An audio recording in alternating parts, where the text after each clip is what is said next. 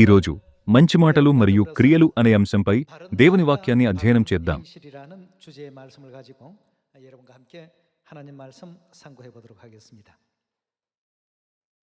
మీకు తెలిసినట్లుగా ఇటీవల దారుణమైన మరియు ఊహించలేని నేరాల గురించి అనేక వార్తలు వచ్చాయి.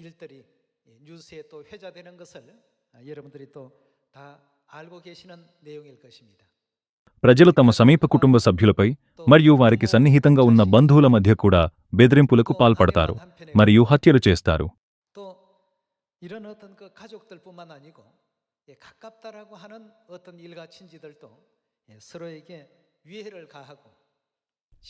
అలాగే దశాబ్దాలుగా తనకు తెలిసిన తన పొరుగువారిని విషపూరితం చేసి హత్య చేసిన ఒక వృద్ధ మహిళ గురించిన వార్తలు వచ్చాయి.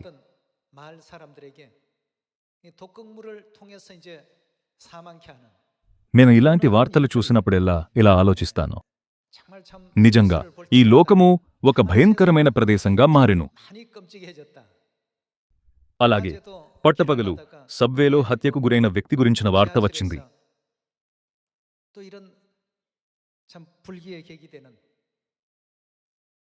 నేను ఇలాంటి వార్తలు చూసినప్పుడల్లా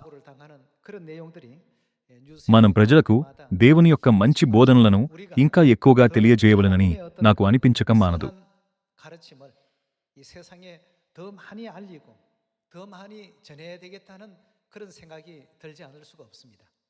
మీరు అలా అనుకోవటం లేదా? యౌవనులు, పురుష పెద్దలు, స్త్రీ పెద్దలు మరియు వృద్ధ సభ్యులందరూ ఒకేలా ఆలోచిస్తున్నట్లు కనపడుచున్నది. ఇటీవల ఈ మానవ సమాజము ఇలా ఉండకూడదు అని ఆలోచించాను. దేవుడు వారికిచ్చిన మంచి మనస్సాక్షితో కనీసం ఈ భూమిపైనైనా మంచి జీవితం జీవించేలా మనం ప్రజలను నడిపించవలెను.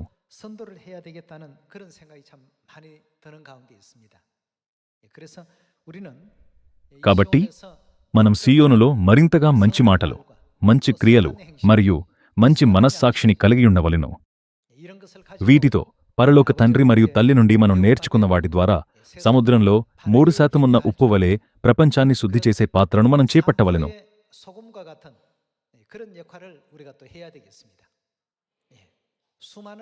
టన్నుల కొద్దీ కలుషిత నీరు సముద్రంలోకి ప్రవహిస్తున్నప్పటికీ సముద్రం కుళ్ళిపోదు.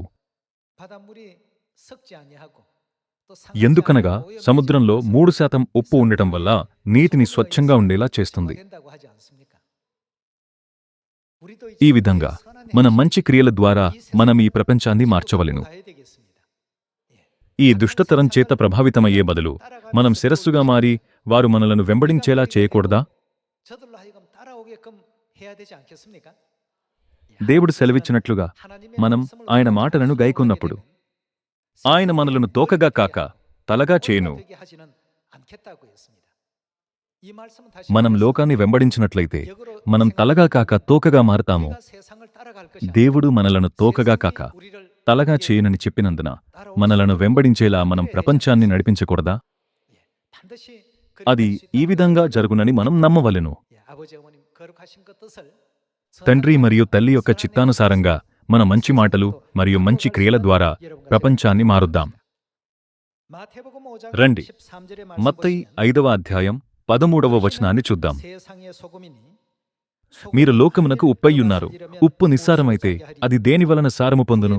అది బయట పారవేయబడి మనుష్యుల చేత త్రొక్కబడుటకే గాని మరి దేనికిని పనికిరాదు. మీరు లోకమునకు వెలుగయ్యున్నారు. కొండమీద నుండు పట్టణము మరుగైయుండనేరదు. మనుష్యులు దీపము వెలిగించి కొంచెము క్రింద పెట్టరు కాని అది ఇంత నుండి వారికందరికి వెలిగించుటకై దీపస్తంభము మీదనే పెట్టుదురు. మనుష్యులు మీ ఎటువంటి క్రియలు, సత్క్రియలను చూచి పరలోకమందున్న మీ తండ్రిని మహిమపరచునట్లు వారి ఎదుట మీ వెలుగు ప్రకాశింపనీయుడి. ఈ తరం చెడ్డదైనప్పటికీ లోకపు ప్రవాహాన్ని వెంబడిస్తూ మనమెన్నటికీ తోకగా మారకూడదు. మనం ఎక్కడ ఉన్నా, మన ఉద్యోగ స్థలం వద్ద లేదా సైన్యంలో లేదా మన పొరుగు ప్రాంతంలో లేదా మన పాఠశాలలో మనం శిరస్సుగా ఉండవలెను.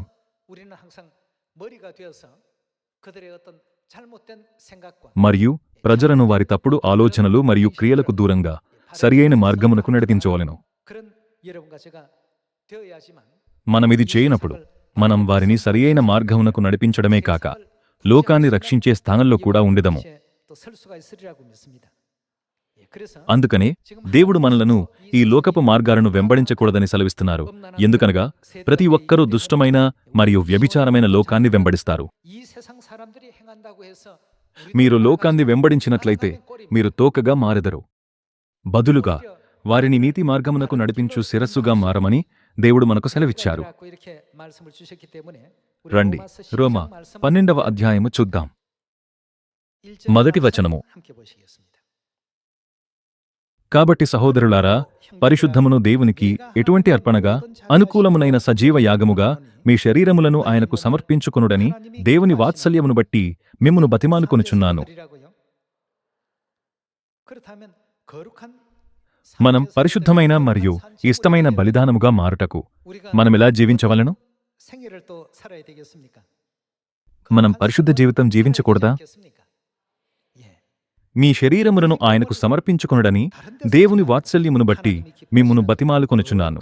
ఇట్టి సేవ మీకు యుక్తమైనది. 이는 너희의 드릴 영적 예배니라. మీరు ఈ లోక మర్యాదను అనుసరింపక దేవుడు ఈ లోకపు మాదిరిని అనుసరించకుడి అని సెలవిచ్చారు. మనం ఎల్లప్పుడూ దేవునికి అనుగుణంగా ఉండవలసిన వారు. మనం దేవుని చిత్తాన్ని పాటించవలెను. గుట్టపిల్ల ఎక్కడికెళ్ళినను ఆయనను వెంబడించటం సరియైనది. కాని ఈ లోకాన్ని వెంబడించటాన్ని పరిశుద్ధ గ్రంథము గట్టిగా నిషేధిస్తుంది. 성경에서 극히 금하고 있습니다. తలయైన మనము తోకగా మారి లోకాన్ని వెంబడించాలా? 되겠습니까? 2వ వచనాన్ని మరలా చూద్దాం. మీరు ఈ లోక మర్యాదను అనుసరింపక ఉత్తమమును అనుకూలమును సంపూర్ణమునయ్యున్న దేవుని చిత్తమేదో పరీక్షించి తెలిసికొనున్నట్లు మీ మనస్సు మారి నూతనమగుట వలన రూపాంతరము పొందుడి. 무엇인가 분별하도록 하라고 했습니다. పరిశుద్ధ గ్రంథము మనలను శోధించి ఆమోదించవలెనని, అనగా దేవుని చిత్తము ఏమిటో గుర్తించుమని సెలవిస్తుంది. ఆయన మంచి, పరిపూర్ణమైన మరియు ఇష్టమైన చిత్తము. 하라고 이렇게 성경은 우리에게 일깨워 주셨습니다. పరిశుద్ధ గ్రంథంలో ఇలాంటి అనేక అమూల్యమైన బోధనలు ఉన్నాయి. కాని దయచేసి కేవలం పరిశుద్ధ గ్రంథము అనేక మంచి మాటలతో కూడిన గ్రంథము కాబట్టి అది ఆ బోధనలను కలిగి ఉండవలెను అని ఆలోచించకండి. 생각하지 마시고 దేవుని యొక్క ఈ మంచి బోధనలు, ఆయన ఆజ్ఞలు, మనం వాటిని పేలికగా తీసుకోకూడదు. 우리가 또 돼야 되겠습니다. రండి, 1 తిమోతి 6వ అధ్యాయం 18వ వచనము చూద్దాం. తమ ధనములో ఇతరులకు ఎలా ఉండుటకు పాలిచ్చువారునై యుండవలెనని వారికి ఆజ్ఞాపించుము. 세상 사람들이 దేవుడు మనలను మంచి చేయమని ఆజ్ఞాపించారు. ఈ లోక ప్రజలు చెడ్డవారైనప్పటికీ వారు చెడు చేయుచున్నంత మాత్రాన మనమెన్నటికీ వారి దుష్టక్రియలను సాధారణమైనవిగా పరిగణించకూడదు. సొదొమ గొమొర్రాలో నివసిస్తూ లోతు ప్రతిరోజూ వారి దుష్టక్రియలను చూశారు. లోతు యొక్క ఆత్మ ప్రతిరోజూ బాధపడెను. పరిశుద్ధ గ్రంథము నీతిమంతుని ఆత్మ అనుదినము బాధింపబడెను అని సెలవిస్తుంది. 우리도 이 세대 ఈ దుష్టతరంలో జీవిస్తూ మనం కూడా ఇవే సాక్ష్యములు పొందుకోవలెను. నీతిమంతుని ఆత్మ బాధింపబడెను. అందుకొరకు 우리가 ప్రజలను నీతివంతమైన మార్గమునకు నడిపించుటలో మనం ముందుండవలెను కదా. 되지 않겠습니까? కాబట్టి 1 తిమోతి 6వ అధ్యాయం 18వ వచనంలో దేవుడు ఇలా సెలవిస్తున్నారు. 이렇게 일러 주셨습니다. వారు వాస్తవమైన జీవమును సంపాదించుకొను నిమిత్తము రాబో కాలమునకు మంచి పునాది తమ కొరకు వేసికొనుచు మేలు చేయువారును సత్క్రియలు అను ధనము గలవారును ఔదార్యము గలవారును తమ ధనములో ఇతరులకు పాలిచ్చువారునై యుండవరెనని వారికి ఆజ్ఞాపించుము. భవిష్యత్తులో మంచి క్రియలు చేయువారికి మరియు మంచిని పంచుకునేవారికి దేవుడు ప్రతిఫలమిస్తారని వాగ్దానం చేశారు. మనం ఈ భూమిపై ఈ కార్యములను చేపట్టుచున్నప్పటికీ దేవుడు మనకు ప్రతిఫలమివ్వటం మరిచిపోరు. భవిష్యత్తులో మన మంచి క్రియలు మంచి పునాదిగా మారును. దాని ద్వారా మనం నిత్య జీవమును పొందుదము. పరిశుద్ధ గ్రంథంలో ఇలాంటి బోధనలు చాలా ఉన్నాయి. కాబట్టి కొందరు పరిశుద్ధ గ్రంథంలోని వాక్యములను కేవలం మంచి నైతిక బోధనలుగా ఎంచవచ్చు. కాని ఈ వాక్యములను ఇచ్చినవారు దేవుడని మనం నమ్మవలెను మరియు ఈ లోకాన్ని దేవుని మార్గమును వెంబడించేలా నడిపించవలెను. పరిశుద్ధాత్మచేత ప్రేరేపించబడిన ప్రవక్తల చేత వ్రాయబడిన పరిశుద్ధ గ్రంథము దేవుని చిత్తాన్ని కలిగియున్నది. మనలో ఎవ్వరూ పరలోక రాజ్యాన్ని కోల్పోకుండా ఉండేందుకు మనం పరిశుద్ధ గ్రంథపు వాక్యములను దేవుని చిత్తముగా అంగీకరించవలెను. రండి రోమా 13వ అధ్యాయం 8వ వచనాన్ని చూద్దాం. ఒకని నొకడు ప్రేమించుట విషయములో తప్ప మరేమియు ఎవనికిని అచ్చియుండవద్దు. పొరుగువానిని ప్రేమించువాడే ఏమి చేసెను? ధర్మశాస్త్రము నెరవేర్చినవాడు. 다 이루었다고 했습니다. ప్రేమ లేనప్పుడు నేరాలు సంభవించును. ప్రేమ లేనప్పుడు హత్య జరుగును. 문제가 생기고 ప్రేమ లేనందువల్ల ప్రతిరోజు చెడు విషయాలు జరుగును. 사랑이 없기 때문에 వార్తలలో నేను ఈ విషయాలను చూసినప్పుడల్లా అది నన్ను మనమెన్నటికీ ఈ తరం యొక్క మాదిరిని అనుసరించకూడదు అని ఆలోచించేలా చేస్తుంది. 정말 참 이 세상 이 세대는 배워서는 안 되겠구나 말이에요. మనం యవ్వనస్థులమైన పురుషులమైన స్త్రీలమైన విద్యార్థులమైన 또 우리 మనం ఈ లోకపు మార్గాలను నేర్చుకోకూడదు. 아들이라 할지라도 పిల్లలు కూడా ఈ లోకపు మాదిరిని అనుసరించకూడదు. 배워서는 안 되겠구나 하는 생각이 굉장히 참 많이 들었고요. ఈ రోజు ఇది దేవుని చిత్తమని నేను నిజంగా మీకు చెప్పాలనుకున్నాను. 알려드리고 싶었습니다. 예, 우리 రండి రోమా పత్రికను మరొకసారి చూద్దాం. 말씀 보도록 하겠습니다. రోమీయులు 13వ అధ్యాయం 8వ వచనము. ఒకనినొకడు ప్రేమించుట విషయములో తప్ప మరేమియు ఎవనికిని అచ్చియుండవద్దు. పొరుగువానిని ప్రేమించువాడే ధర్మశాస్త్రము నెరవేర్చినవాడు. ఏలాగనగా వ్యభిచరింపవద్దు, నరహత్య చేయవద్దు, దొంగిలవద్దు, ఆశింపవద్దు అనునవియు మరి ఏ ఆజ్ఞయైన ఉన్న ఎడల అదియు నిన్నువలే మీ పొరుగువాని ప్రేమింపవలనను వాక్యములో సంక్షేపముగా ఇమిడియున్నవి. ప్రేమ పొరుగువానికి కీడు చేయదు గనుక ప్రేమ కలిగియుండుట ఏమిటి? ధర్మశాస్త్రమును నెరవేర్చుటే. 율법의 완성이라고 했습니다. 예. 성경 속에 기록되어 있는 పరిశుద్ధ గ్రంథం యొక్క నమోదులన్నిటిలో అవి పాత నిబంధన లేదా కొత్త నిబంధనలకు చెందినదైన దేవుని యొక్క పరిశుద్ధమైన మరియు గొప్పదైన ప్రేమ అందులో ఇమిడియున్నది. 사랑이 그 속에 전부 내포되어 있습니다. 11వ వచనము. మరియు మీరు కాలము నెరిగి నిద్రమేలుకొను వేళ యైనదని తెలిసికొని అలాగు చేయుడి. మనము విశ్వాసులమైనప్పటికంటే ఇప్పుడు రక్షణ మనకు మరి సమీపముగా ఉన్నది. రాత్రి చాలా గడిచి పగలు సమీపముగా ఉన్నది గనుక మనము అంధకార క్రియలను విసర్జించి దుష్ట క్రియలు, తప్పుడు క్రియలు మరియు అనాలోచిత మాటలు మన మాటల యొక్క ఫలితము. 모든 행위는 말에서부터 시작이 된다고 하니까 రండి మన మాటలము కృపగా ఉండేలా సరిచేసుకుందాం. చెడు మాటలు మాట్లాడుటకు బదులుగా రండి మంచి మృదువైన సౌమ్యమైన మరియు సానుకూలమైన మాటలు పలుకుదాం.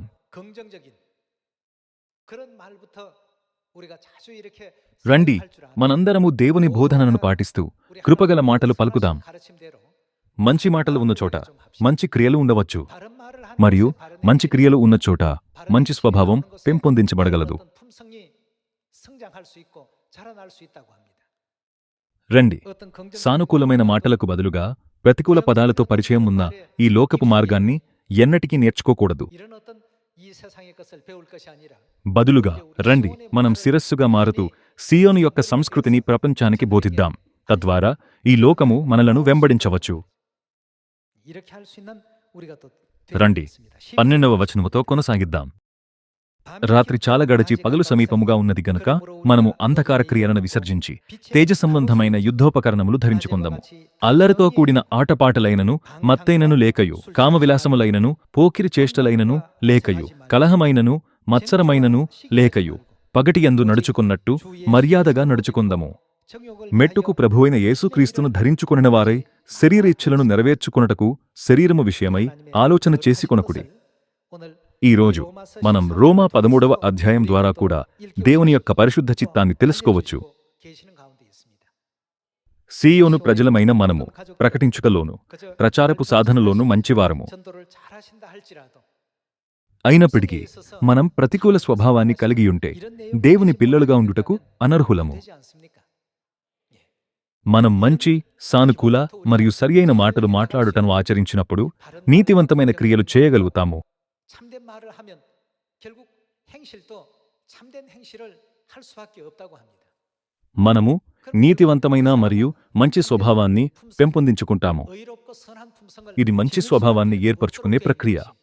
사람의 인격이 형성되어 가는 하나의 그 과정이라고 합니다. రండి మంచి మాటలు మరియు సానుకూల మాటలు మాట్లాడదాం. 말 많이 쓰시고 అప్పుడు మన క్రియలు కృపగలవిగా మరియు నీతివంతమైనవిగా ఉండును. 행실과 또 선한 행실 మరియు మన క్రియలు మంచిగా మారినప్పుడు మన స్వభావం కూడా కృపగలదిగా మారుతుంది. 지닐 수밖에 없다라고 하니까 오늘 ఈ రోజు మనం ఇకపై ఈ లోకపు మాదిరిని అనుసరించక పరిశుద్ధ గ్రంథం ద్వారా దేవుని బోధనలను వెంబడించవలెను. ఈ లోకం గురించి మనం ఏమి చేయవలెను? మనం ఈ ప్రపంచాన్ని నడిపించవలెను. దేవుడు మనలను తోకగా కాక తలగా చేయును. 하지는 않겠다고 하셨으니까 ఈ లోకపు విషయాలను నేర్చుకొనుటకు ప్రయత్నించుటకు బదులుగా 하기보다는 రండి, లోకమా నన్ను వెంబడించుము అని చెబుతూ నడిపిద్దాం. 2000 సంవత్సరాల క్రితం యేసు భూమిపైకి వచ్చినప్పుడు ఆయన అనేక మంచి క్రియలు చేస్తూ తన పరిచర్యను చేపట్టారు. రండి, అపొస్తలుల కార్యములు 10వ అధ్యాయం 36వ వచనం చూద్దాం. యేసుక్రీస్తు అందరికి ప్రభువు. ఆయన ద్వారా దేవుడు సమాధానకరమైన సువార్తను ప్రకటించి ఇశ్రాయేలీయులకు పంపిన వర్తమానము మీరెరుగుదురు. యోహాను బాప్తిస్మము ప్రకటించిన తరువాత గలిలయ మొదలుకుని యూదయయందంతటా ప్రసిద్ధమైన సంగతి మీకు తెలియను. అదేదనగా దేవుడు నజరేయుడైన యేసును పరిశుద్ధాత్మతోనూ శక్తితోనూ అభిషేకించినను నదియే. దేవుడాయనకు తోడైయుండెను గనుక ఆయన ఏమి చేయుచు మేలు చేయుచు. యేసు తాను ఎక్కడికి వెళ్ళినా మేలు చేశారని పరిశుద్ధ గ్రంథము సెలవిస్తుంది. యేసు అనేక మంచి క్రియలు చేస్తూ పరలోక రాజ్యం గురించి ప్రకటించారు. దేవుడాయనకు తోడైయుండెను గనుక ఆయన మేలు చేయుచు. అతను ఏమి చేసెను? అపవాది చేత పీడింపబడిన వారినందరినీ స్వస్థపరచుచూ సంచరించుచుండెను. యేసు అనేక మంచి క్రియలు చేస్తూ పరలోక రాజ్యం గురించి ప్రకటించారు. మనము 7 బిలియన్ల ప్రజలకు ప్రకటిస్తుండగా మనమది మంచి మాటలతో, మంచి క్రియలతో, మంచి స్వభావంతో చేయవలెను. మనం వీటితో సిద్ధపడనట్లయితే మంచి నేలపై మన మాటలు విత్తబడవు. మన మాటలు ముళ్లతో నిండియున్నట్లయితే మరియు మన హృదయాలు రాతి స్థలాల వలె ఉన్నట్లయితే మనమెంత గట్టిగా జీవపు సత్యము యొక్క ఆభరణాల్లాంటి విత్తనాన్ని నాగినను మనం మంచి ఫలాన్ని ఫలించలేము.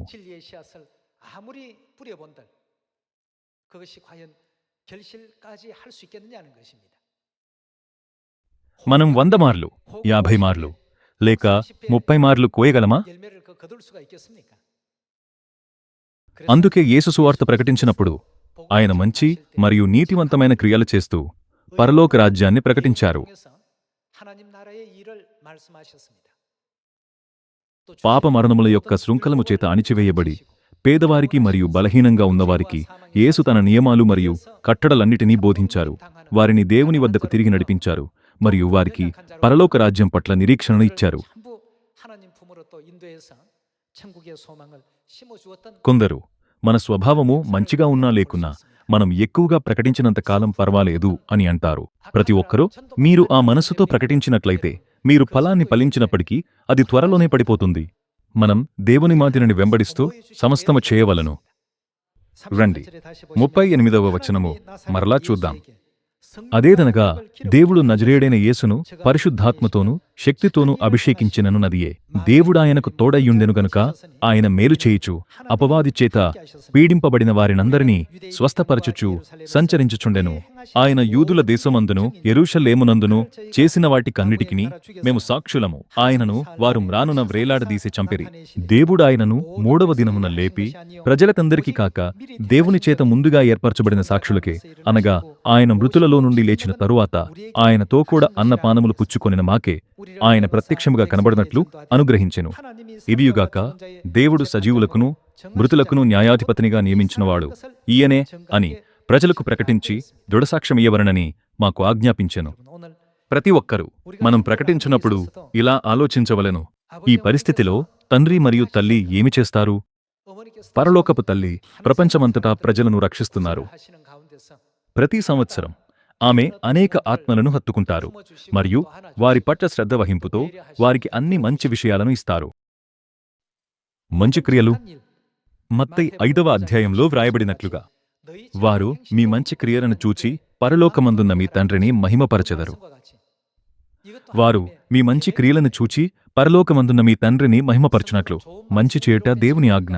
ఇది పరిశుద్ధ గ్రంథంలోని అనేక మంచి వాక్యాలలో కేవలం ఒక నైతిక బోధన. పరిశుద్ధ గ్రంథము ఎల్లప్పుడూ అలా సెలవిస్తుంది అని ఆలోచించకండి. కాని దీనిని మనమెన్నటికీ విస్మరించకూడని దేవుని ఆజ్ఞగా పరిగణించండి. రండి, ఈ లోకపు మాదిరిని అనుసరించక మన మంచి క్రియలతో 7 బిలియన్ల ప్రజలకు మంచి మాదిరిలను చూపిద్దాం. రండి, మొదటి తిమోతి 6వ అధ్యాయం 3వ వచనము చూద్దాం.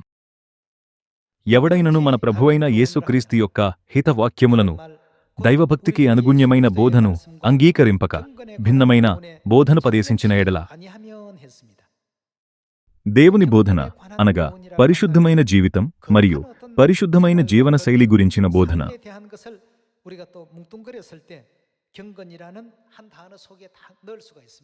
మంచి మాటలు, మంచి క్రియలు మరియు మంచి స్వభావం, వీటన్నిటినీ దైవభక్తిగా వర్ణించవచ్చు. ఎవడైనను మన ప్రభువైన యేసుక్రీస్తు యొక్క హితవాక్యములను, దైవభక్తికి అనుగుణ్యమైన బోధను అంగీకరింపక భిన్నమైన బోధనపదేశించిన ఎడల, వాడేమియు ఎరుగక తర్కములను గూర్చియు వాగ్వాదములను గూర్చియు వ్యర్థముగా ప్రయాసపడుచు గర్వాంధుడగును. వీటి మూలముగా అసూయ, కలహము, దూషణలు, దురను, మానములును. ఏమిటి? చెడిపోయిన మనస్సు కలిగి ఎవరైనా ఇలా మారినట్లయితే అతనిలోని దేవుని వాక్యమునకు ఏమి జరుగును? అతడు సత్యము నుండి తీసివేయబడును. ప్రకటన గ్రంథం ద్వారా దేవుడు పదే పదే జీవపు సత్యమును గట్టిగా పట్టుకొనుము మరియు దానిని పోగొట్టుకొనకుడి అని సెలవిచ్చారు. ఏమైనా అలాంటి వ్యక్తి సులభంగా సత్యాన్ని కోల్పోతాడు.